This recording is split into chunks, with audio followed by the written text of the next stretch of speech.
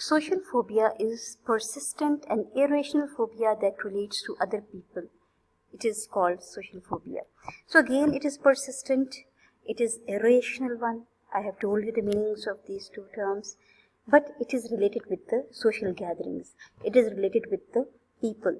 It is not related with specific objects. It is related with the people. That individual is unable to stay in the gathering, avoids people.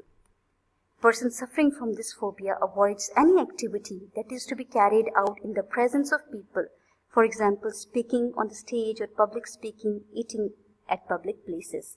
So it becomes very much difficult for the individual to speak in front of the people, to answer any question when it is asked in front of other people, to speak on the stage or public speaking.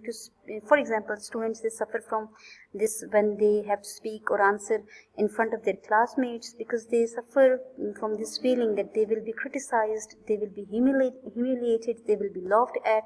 So they suffer from these feelings, and they avoid such situations.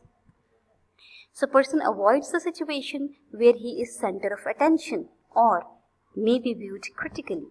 When the person thinks that he is center of attention or he is being judged, then this arises a lot of these feelings of worrying and apprehension.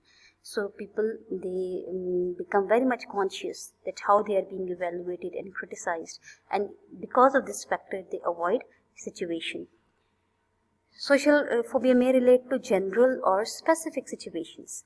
Now, there are certain individuals who may avoid all the situations where people are involved. So this is general life situation. And specific life situation is the phobia of few settings. Just like a child is very good in the family, but when he has to say something on the stage or in front of the teacher, then he develops phobia or is unable to speak up there. So this is a specific phobia. Fine. So general phobia relates to all life situations, whereas specific phobia relates to certain life situations. Secondary benefits of phobia include winning others in attention and sympathy. It eases the anxiety and relieves person from many responsibilities. So these are the benefits, secondary benefits of phobia that individual suffers from gains. Like first, the person becomes center of attention, gets the sympathy of other people, and then they are not given any responsibility because of this disorder.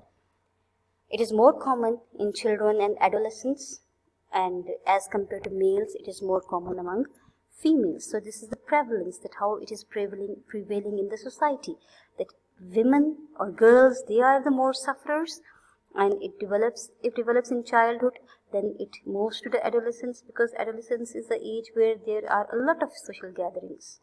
An individual has to be a part of a particular group. So usually adolescents suffer a lot from this type of disorder. So inshallah, in the next lecture we will be doing causes and treatment of this phobia and the next anxiety disorder. Allah Hafiz.